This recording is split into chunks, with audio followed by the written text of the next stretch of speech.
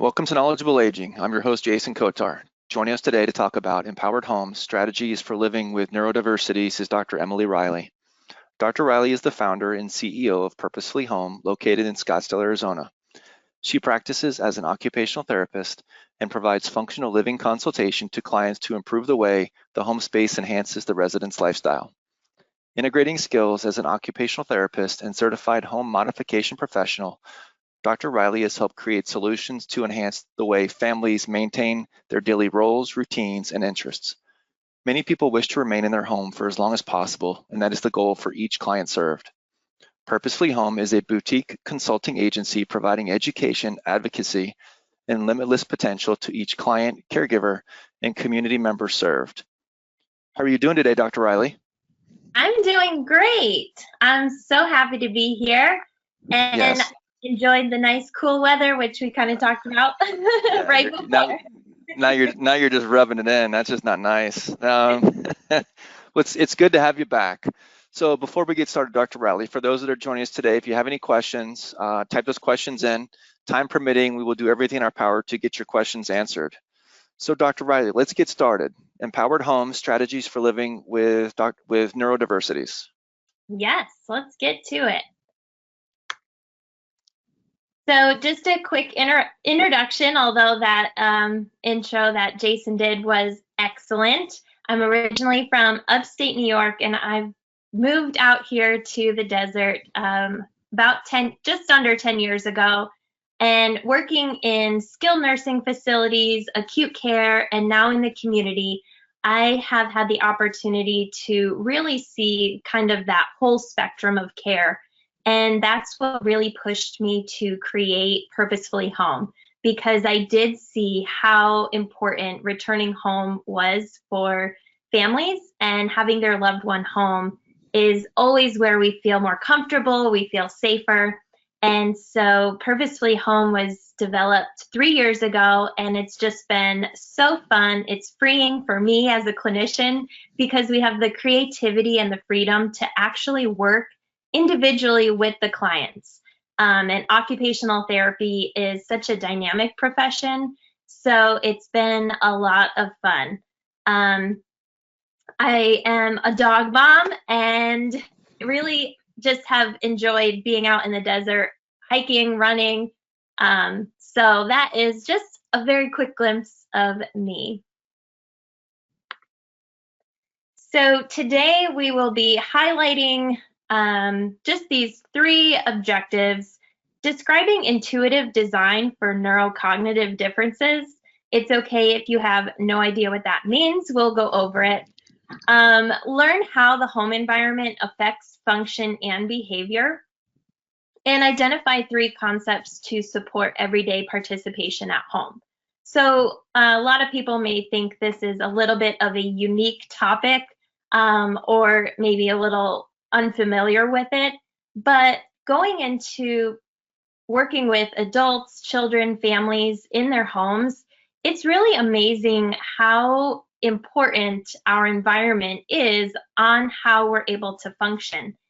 A lot of individuals and families that I've worked with really compensate, and they don't realize how much they are missing out on their everyday lives because their home environment isn't supporting their lifestyle. It doesn't support their whole family. So one thing that I've noticed is we always plan for how many kids we're going to have. We need to have 3 bedrooms because we have 1 kid, and we want to have a guest room and then our own room. We want to have a backyard for the kids to play and for our pets to run around. We want to have a big open kitchen because we want to host family gatherings. But we don't always think about the extra details. So looking at neurocognitive differences and how we're able to interact, because we all aren't the same, which I'm sure is surprising to you. So we all have different needs, but all living under the same roof, how do we get a space to support each individual? And that's really the area of interest that I've found myself in, and it's been a lot of fun to support that. So what is neurodiversity? Neurodiversity is a term that was coined in 1990 by Judy Singer. She's a sociologist that actually has autism spectrum disorder. And of course, there is a lot of complexities with autism, and there's a lot of controversy. But basically, it's kind of a concept to recognize the positive differences of people that are under this umbrella term. It's a way to recognize that atypical development of cognition.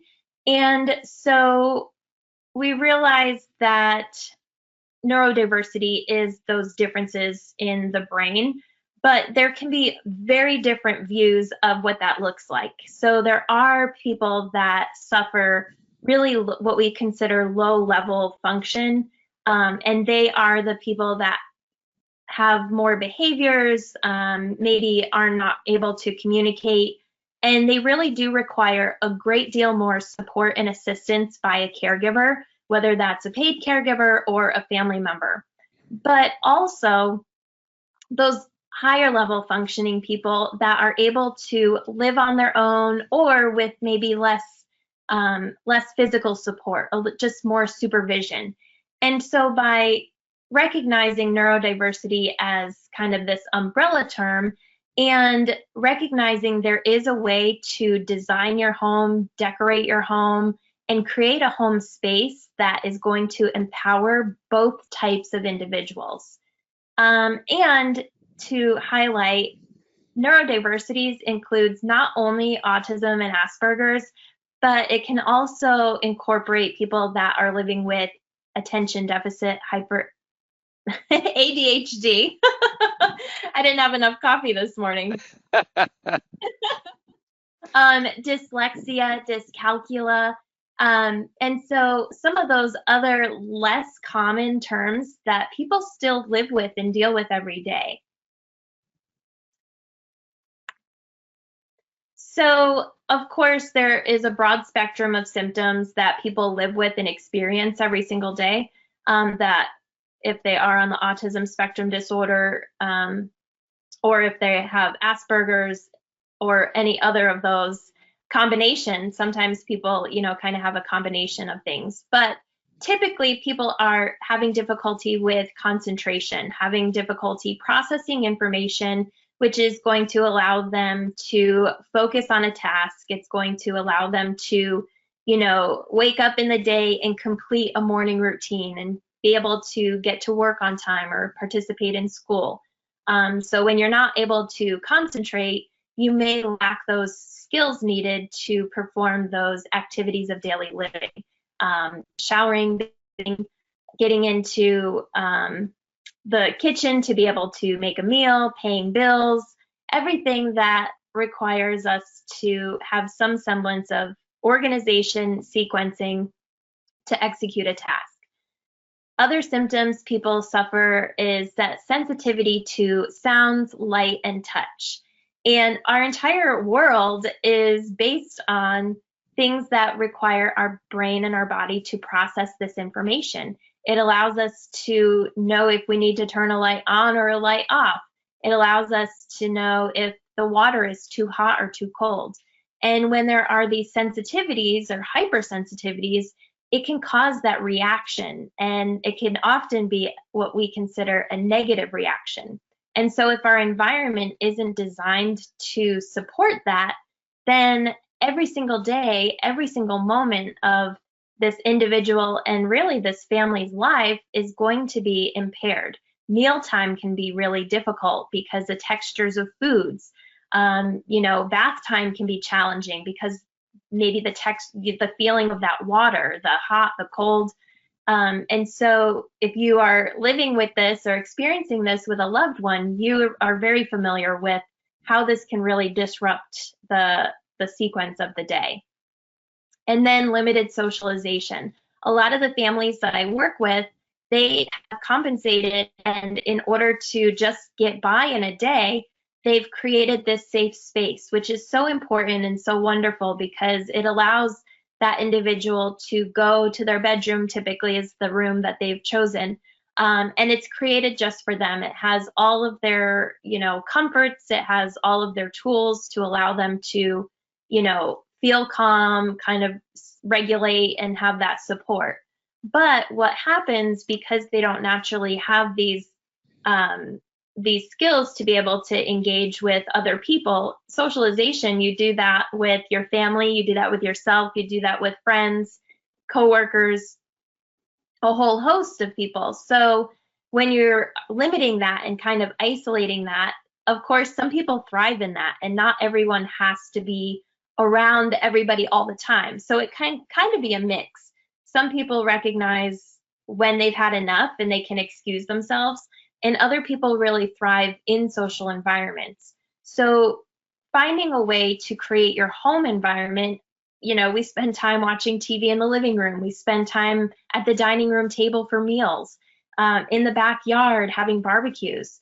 And if you're having that family member that is really struggling, if we can kind of modify and adapt the entire home, then you're still inviting them to participate and they're still a part of that group. And then decreased safety. That can be a really challenging one because it can cause people to run out into the street if they're overwhelmed and running out the front door. It can cause people to be unaware when they're cooking, maybe leaving the stove too hot, not being safe to be left alone, maybe having a monitor at night for sleeping. So not really having that safety awareness is a big concern. So maybe recognizing the information, recognizing what areas is concerning to you, and then finding ways to create a more safe environment, whether it's adjusting the locks, putting automatic timers. Technology is really incredible these days, with some auto shut-offs and sensor lights. So just take a minute. Minimizing stress is a huge one. A lot of family caregivers, a lot of individuals living with even, attention deficit disorder, they struggle every day. It really is a big effort to get up to participate in the things that they need to. So it can really elevate stress because there's that fear of failure, or just that overwhelm of having to figure out how to act and engage. So you can just take, 30 seconds, take a deep breath, and think about the types of stress behaviors that you and your loved one are currently experiencing. And with that stress, how much of that is related to things that are occurring in the home? Of course, with COVID, there's probably a lot that's occurring within the home, especially with the disruption to that consistent routine.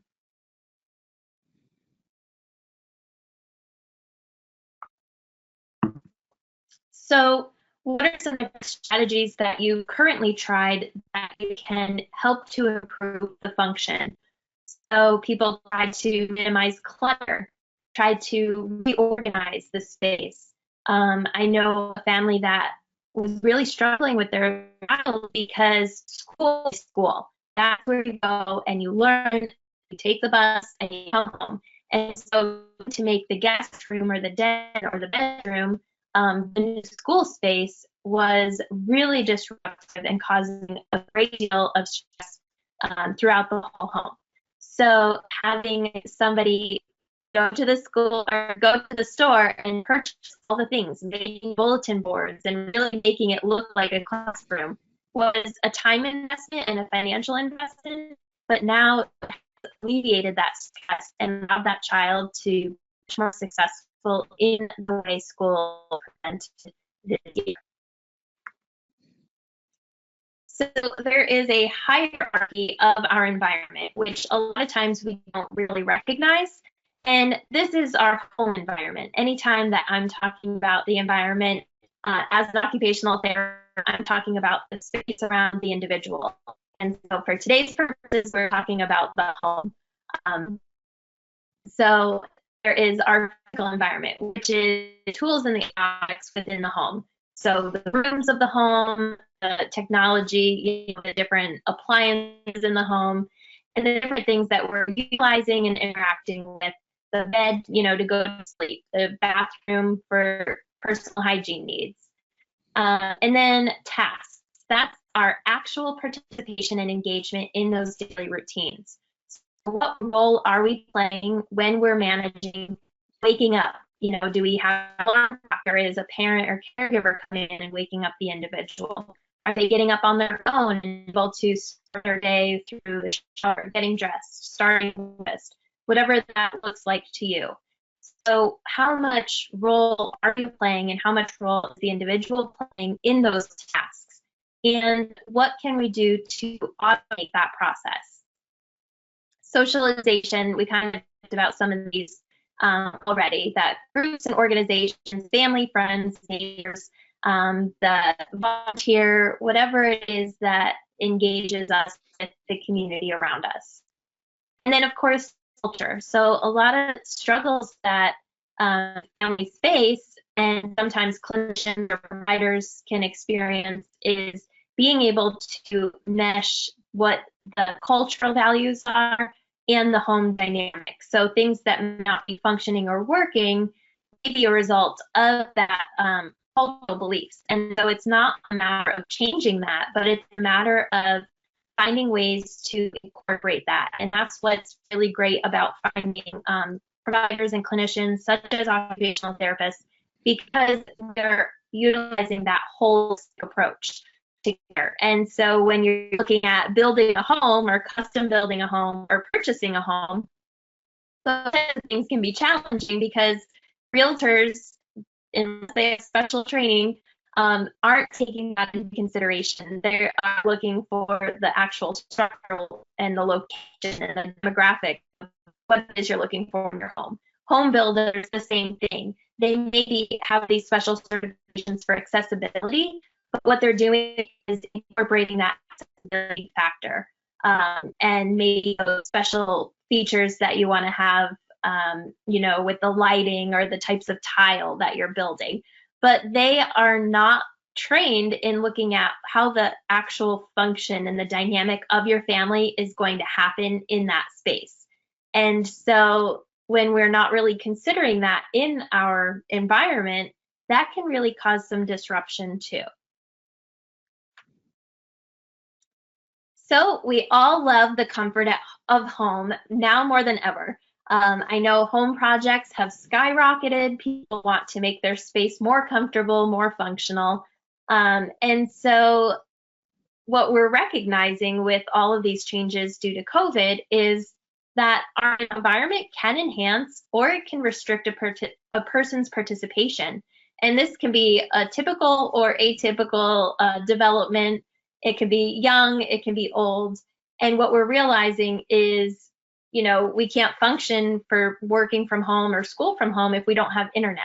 We can't function if our stove isn't hooked up. We can't function if our refrigerator dies and we don't replace it. Our food is going to go spoiled.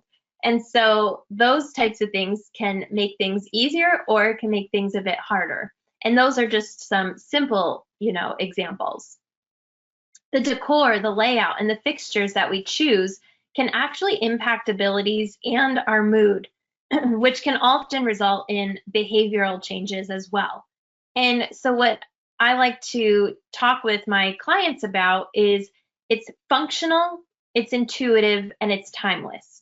So when we are purchasing a home, decorating a home, maybe have a Pinterest board or house, and you're looking at the latest trends because you want to make sure that you're not having that old subway tile that's teal or pink from several years ago. You want to have something that's more up to date, but you want to make sure that it's functional not only for you but for all the people living there. So the type of decor that you choose, although you want it to be trendy, you want to be aware of how it's going to be presented within the home. Because if the choices you're making are going to kind of cause distress because of the color, because of the glare, it can cause challenges, in everyday function. And then the fixtures. So whether you're using motion lights or maybe you're installing dimmer switches, things, where are they located in the room? Are they easy to find? So functional is, we all need to use it. Young or old, anybody can use it pretty easily. Is intuitive, something that doesn't require a lot of training. So allowing everybody, so if you have that loved one with what we consider low functioning, needing more assistance from a caregiver, if we're able to incorporate some of these different strategies, it can empower them to participate just a little bit more. And by manipulating the environment, you can actually help change and control some of the behaviors of the person living with neurodiversity. So by adjusting maybe the location of where some of the furniture is placed, or how you're organizing, when we walk into the house, we tend to keep our keys in the same space. Maybe you have your work bag or what, your purse, whatever, your wallet, you keep everything relatively in the same space so that you're not running all over trying to find it. And so by maintaining that consistent structure can help with that routine and consistency and participation. And many of you, if you are living with this for yourself or a family member, they're telling you, maybe they're not communicating that with you directly, but they are going through and telling you in some sort of behavior, maybe they're throwing things or getting really upset and agitated. So they're showing you that what you're doing in that particular moment isn't working. So manipulating the environment, manipulating the how you're doing it can help improve everybody's participation. And ultimately, by creating a comfortable home, by creating a functional home, you can really minimize that transition, because a lot of people, their alternative that they're trying to avoid is transitioning their loved one into another location, whether it is a group home, an assisted living, kind of a long-term placement, and they're finding that there really isn't something that's going to fit their needs. And by doing that, as a last resort, there's a lot of guilt, and not that it's wrong. You want what's best for your family, what's best for the individual to keep them safe and happy. But there can be that transition period, which can be really emotionally devastating. And so by helping kind of ease and eliminate some of that stress, creating the environment at home, or easing that transition slowly and creating that new space. So it really is a pretty big process. So this is just kind of an example of some things that can be inhibiting to behavior and participation, and then things that tend to enrich and enhance a person's ability to participate. So overstimulating environments, maybe when you walk into the bedroom and there is just clothes and chaos everywhere, you may find that overstimulating. Whereas other people, it doesn't really bother them. Dishes in the sink can be overstimulating. But for somebody that's experiencing neurodiversity, they may be really, overstimulated by the pen being on the left instead of the right. It can just be something so minute. Bright lights, loud sounds, just kind of busy and hectic. And that can really cause isolation, and that can be inhibiting to that growth and development. And just boredom, they're not being challenged and engaged enough. So we want to find ways to enhance the lifestyle by making sensory-friendly environments, calming spaces, using natural light and kind of natural things. Adding plants can be a way to incorporate nature. Finding different ways to engage that aren't the way you want them to engage, but are ways that they can comfortably and confidently engage the way that they find important. Safe, and then structure. A lot of that structure and routine can really enhance that engagement and improve the quality of life. So these are just some things you want to think about. The sensory system, and we won't kind of go through exactly how they all process, but the vestibular system is just kind of our balance, how we're able to get around throughout the space. our visual system, olfactory is sense of smell and taste, sensory, that should say tactile. So what we're feeling, and then auditory, what we are hearing. And in the home, we can experience that all the time. And so by identifying what the hypersensitivities are, and maybe some of those things that don't really bother them. I mean, I have a clock in my kitchen, and when it's quiet, I can just hear it tick, tick, tick. And that kind of sets me off. And most people don't recognize that.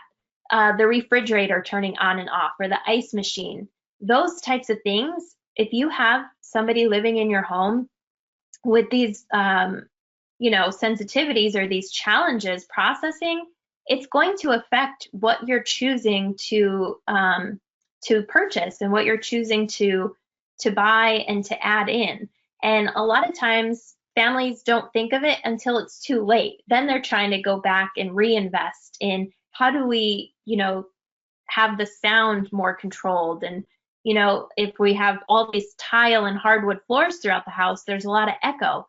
Maybe we should install carpet, or maybe we should have chosen, heavier curtains, or put in those light switches. Maybe we didn't need ceiling fans because it causes that constant sound. So being mindful of where you're placing those appliances and those features in the home. Lighting matters. So this is just kind of enhancing natural light. So a lot of windows, being able to control the blinds and the curtains. Now they've improved the light bulbs so much that some of these aren't as common, but flickering lights. So there are some of those light bulbs, they just have that littlest bit of flicker. Maybe if you go over to grandma and grandpa's house, they still have some of those. The noise, if you go more in public spaces, but there are, if you have a workshop and you kind of have those big bright lights, they have that constant hum. And so we mentioned installing dimmer switches and then minimizing glare. So glare can happen a lot of times in bathrooms, in the kitchens, where people do have the bright lights, but they also have that real shiny tile. And so that can cause some disruption as well. So this just kind of an overview considering the color palette. Bright colors can be considered really loud. If you think about fast food chains, which is often a common example, it's bright, it's loud, they have really bright colors. Red can be really triggering. So choosing more neutral colors to promote that sense of calm and safety, even like those cooler colors, like in the blue family. And then just being mindful of textures. You can see behind me, this curtain is pretty loud, considering it's got a lot going on. So maybe that wouldn't be a great choice when considering a sensory-friendly environment. So being mindful of the types of curtains that you're using, the types of patterns that are on there, rugs, furniture. Yes, it might be your favorite chair, but maybe you can get a cover for it to minimize whatever could be that trigger. So having a sensory profile done, which is something that occupational therapists can do, is a really good way to identify, what helps somebody and what can really trigger somebody. And then the accessories that you're using. So we all like knickknacks, we all like, decorations, but some of that can be disruptive. So these are just some examples. In this natural lighting, you can actually see there is a lot of bright light. There's neutral colors, but you can actually see on the floor, there's that glare. So those are the types of things. Everybody likes to match. You want white tile, white floors, white, white things, but what can you add and what can you adapt to minimize some of that glare and actually enhance the participation? And then soothing sounds, so finding what is going to be calming throughout the home and offering that as options. And then familiar faces, and along with that kind of goes with that structure and that routine, really keeping that. Some people prefer and have more success when things are familiar. So just being mindful of that. And if things do have to change, which our whole life is dynamic and flexible and fluid, then trying to ease that transition as much as possible by educating and communicating with the other people that are involved that may be able to carry out that as close to what you're doing as possible. I was going to share, but I didn't get a chance to upload it, calming scenery. So there is such great value when you can't get outside and can't get out hiking and traveling, to incorporate different things that people enjoy. So if people do enjoy being outside, whether you're looking at books, but Amazon has really great shows that you can put on, and it has just background where it's hiking through the wilderness or riding on a train. So some of those things can be really calming just to watch. And recently in a client's home, I was able to install these vinyl sheets. You put it on the wall, and it takes a lot of time and attention. But we did it of Horseshoe Bend here in Arizona. And we created this outdoor room because they really enjoy hiking, camping, and it basically is a room in their home that looks like one of those outdoor stores. I won't name any, but if you've gone to like that outdoor fishing, hunting type of store to get backpacks or camping gear, this room in their house makes them so happy, and we can set up camping chairs and they can sit and look at Horseshoe Bend, and it's amazing. They find it very calming. And so there are different, very creative ways to incorporate some of that calming scenery, some of that outdoor space without actually having to go. So these are just some different kind of an overview. You want to find things that are meaningful to the family, to your culture, to your values, and to the individual. Of course, setting things up for success will allow us to all be happier, safer, more productive, emphasizing and focusing on the strengths of the individual and the family, and being able to explore new hobbies and interests to incorporate into the space. And of course, offering choices. We all like to have an opportunity to make our own choices. And lastly, here is just some quick tips to allow you to get started. Sensory spaces in the home beyond the bedroom, because a lot of people do start in the bedroom, but now it's time to think about that whole space. So clearing the clutter. And what I like about all of these tips is it's the functional piece and it's the intuitive piece, and it's timeless, which means every single person can benefit, whether you are living with a neurodiversity or not. We can all live to clear some clutter. Increase natural lighting, spending some time outside, opening up the windows. Smart technology is everywhere, and I don't just mean a smartphone. What I'm talking about is being mindful of the appliances you're choosing, the type of refrigerator, the type of sinks, the type of washer and dryer, because it can allow that individual to participate in some tasks that maybe they wouldn't have otherwise been able to. So by being mindful of what it is you're choosing when you're purchasing, of course, there are financial restrictions, I get that, but really doing some homework, not only in if it's going to fit in the space, but how can everybody in the home use that piece of equipment. And then, of course, there's, like I was mentioning, some of those auto timers. They have auto shutoffs for the stove. They have temperature checks for water to avoid burns. So there are other adaptive tools and technologies that can enhance participation as well. Making it meaningful is an occupational therapist's mission and motto. And then lastly, stimulating the senses. So that can either be stimulating to enhance them or just being mindful what is going to overstimulate, so that you can really have that balance. So if you have any questions or want more details, I'm happy to share more resources or kind of provide you kind of a handout little overview. I'm happy to send that your way. Very good. Well, thank you, Dr. Reilly. We have a couple of questions here. You had mentioned this is quite a bit. So somebody asked if they have a loved one that is very happy in their room, what do you recommend they do as far as potentially disrupting the rest of the house? Yeah, so of course, if things are working within your home and they are happy, then you don't want to force them out. But Okay. you can take aspects of the room. What is it that really makes them happy? Is it a stuffed animal? Is it the color or the lighting?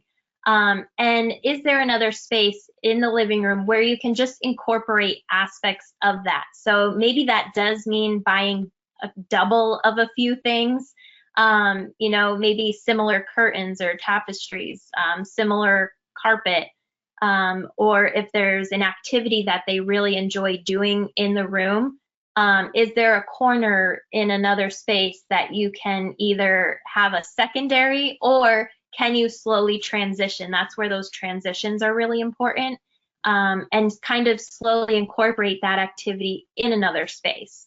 So yeah, definitely don't disrupt that, but it could take, a few weeks, maybe even a month or so, but is there a way to incorporate something that they enjoy that they're doing in that space and replicating it or duplicating it in that other space and inviting them to that new space? Last question, Dr. Reilly. Technology. So you had mentioned automatic timers, sensor lights. What else is out there that kind of excites you as an occupational therapist in the home modification field? Yeah, so creating sensory spaces is just so fun. And there is technology just with the lights now that they have. They have like rope lights, which we're kind of familiar with, but they just have all these things where they change colors, and it's like modern day, oh, I can't think, like the lava lamp. It's kind of like modern Yeah, day lava lamps. So they create them, and it's really cool because they have these lamps that are, if you can have them in different spaces. So it changes color, but it's kind of like a mood lamp. So you buy two, and in one room, so if the person is kind of having like separation anxiety or something, you each have the same one, and it'll change colors, like it's kind of communicating, which is really cool. So kind of just some of those calming spaces is really great. But as for like appliances and stuff, I really love the kitchen gadgets because cooking is just such a fun way to explore and to improve. And so those automatic shutoffs for the stove and the refrigerators now, I think Samsung created this refrigerator where it has the screen, so you can play music, you can order your groceries. hmm And so that it really invites more people. At first, for myself, I have to admit, even as an OT, I was kind of like, oh, that seems really kind of ridiculous. But once I started learning more about it, I was like, wow, I've actually been able to really empower clients by purchasing that. And then lastly, in the kitchen, they have this new, I can't remember if it's Moen, they have this new faucet that you can talk to. And so maybe somebody that has a little more challenge turning on the faucet or getting near the water, they're now able to talk to it, and it'll tell it to fill up the cup or fill up. So for somebody that has some of these challenges facing their fears, it allows them to do it in a safe way, which has been really, really cool and unexpected. Very good. Well, Dr. Reilly, how can people find you? So they can find me at purposefullyhome.com. That has our information and a way, like a contact me button where you can send an email. It goes directly to me. And I am on Facebook primarily at Purposefully Home. Our page is pretty active. And Emily at purposefullyhome.com if you want to just email me directly. I think those are probably the best three ways to do so. What was the website again? It's, oops, sorry, purposefullyhome.com. Very good. Well, thank you, Dr. Reilly. So this webinar we'll go on to the Knowledgeable Aging YouTube page. So when you go on YouTube, type in Knowledgeable Aging. I encourage you to subscribe. We have 3 live webinars every week. This and all of our webinars will be converted to a podcast. You can find our podcast on Spotify, Apple Tunes, etc. Till next time, I'm your host, Jason Kotar, and this is Knowledgeable Aging.